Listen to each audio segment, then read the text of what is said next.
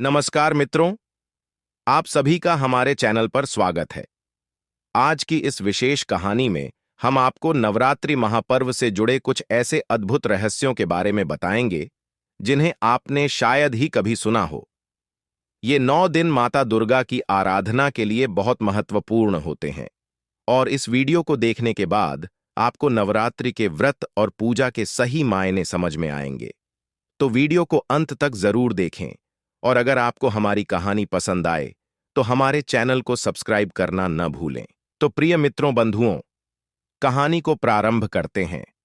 नवरात्रि का महापर्व माता दुर्गा की आराधना के लिए जाना जाता है, लेकिन क्या आप जानते हैं कि इस पर्व का प्रारंभ कैसे हुआ?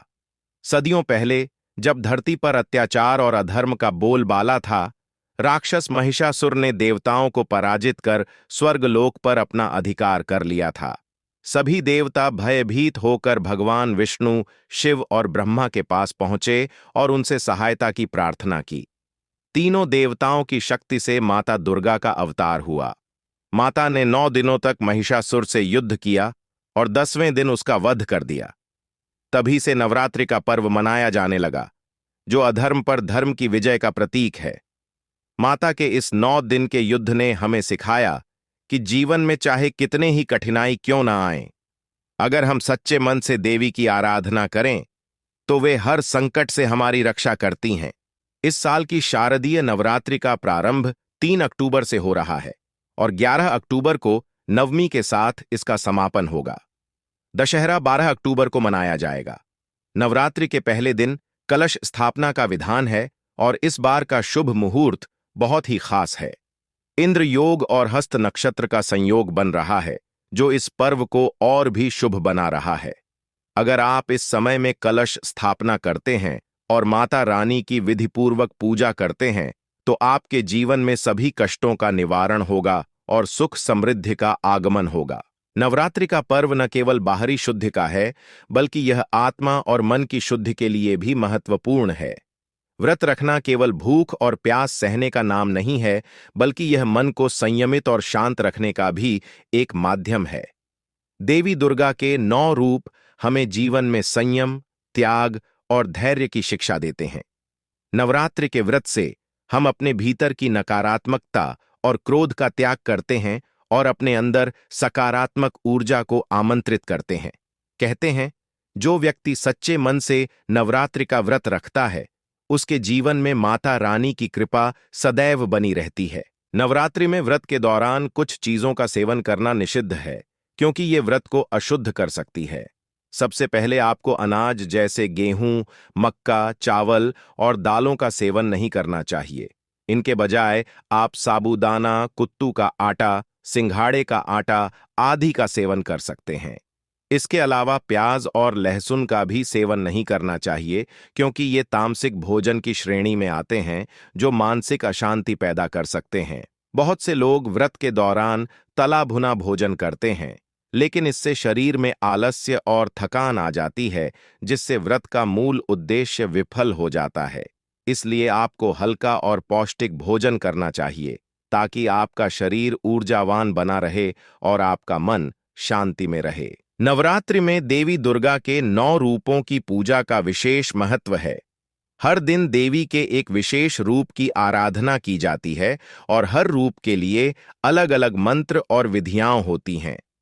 पहले दिन माता शैलपुत्री की पूजा होती है। अगर आप उन्हें सफेद पुष्प अर्पित करते हैं, तो वे आपके जीवन में शांति और स्थिरता लाती हैं। दूसरे दिन माता ब्रह्मचारिणी की पूजा होती है, जो तपस्या और संयम की देवी हैं। अगर आप इस दिन दूध और सफेद वस्त्र अर्पित करते हैं, तो माता आपके मन की अशांति को हर लेती है और जीवन में संतुलन बनाए रखती हैं। तीसरे दिन चंद्रघंटा की पूजा होती है। माता का यह रूप शांति और वीरता का प्रतीक है। उनकी पूजा से भय और नकारात्मक ऊर्जा दूर होती है। इस दिन माता को लाल पुष्प अर्पित करें और जीवन में साहस और बल प्राप्त करें। नवरात्रि के हर दिन देवी के एक रूप को पूजने से आपके जीवन में संतुलन और समृद्धि का आशीर्वाद मिलता है। नवरात्रि में केवल भोजन पर ही ध्यान देना आवश्यक नहीं है, बल्कि आपके विचार, कर्म और व्यवहार भी उतने ही महत्वपूर्ण होते हैं। माता रानी को प्रसन्न करने के लिए आपको व्रत के दौरान ब्रह्मचर्य का पालन करना चाहिए। किसी भी तरह के झूठ, क्रोध और हिंसा से बचना चाहिए। विशेषकर महिलाओं का सम्मान करना आवश्यक है, क्योंकि देवी दुर्गा स्वयं स्त्रीत्व का प्रतीक हैं। एक प्राचीन कथा के अनुसार एक राजा ने नवरात्रि के व्रत के दौरान क्रोध किया और उसकी वजह से उसका व्रत खंडित हो गया। इस कारण उसे अपने राज्य में कई समस्याओं का सामना करना पड़ा।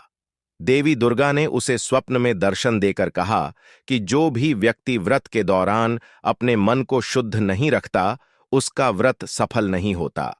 इसलिए संयम और शुद्धता से रहना अत्यंत आवश्यक है। नवरात्रि के 8वें और 9वें दिन का विशेष महत्व है।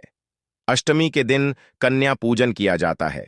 इसमें छोटी कन्याओं को देवी दुर्गा का रूप मानकर पूजा की जाती है। कन्याओं को भोजन कराकर और उन्हें उपहार देकर आप माता रानी की कृपा प्राप्त कर सकते हैं। यह पूजा न सिर्फ आपके पापों का नाश करती है, बल्कि आपके घर में खुशहाली भी लाती है। नवमी के दिन हवन का आयोजन किया जाता है। हवन करने से आपके घर की नकारात्मक ऊर्जा समाप्त हो जाती है और देवी की कृपा आपके परिवार पर सदैव बनी रहती है।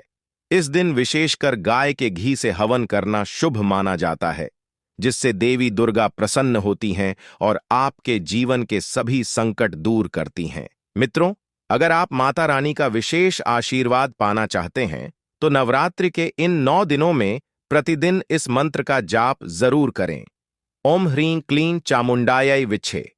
इस मंत्र का प्रतिदिन जाप करने से माता रानी की कृपा आप पर सदैव बनी रहेगी और आपके जीवन में सुख, शांति और समृद्धि का आगमन होगा। तो मित्रों, आज की इस कहानी में हमने जाना कि नवरात्रि का महापर्व न सिर्फ पूजा का समय है, बल्कि यह हमारे जीवन को सकारात्मक ऊर्जा से भरने का एक अवसर भी है।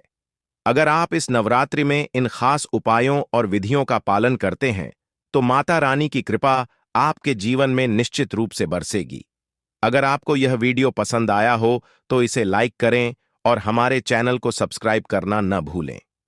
कमेंट बॉक्स में जय माता रानी अवश्य लिखें।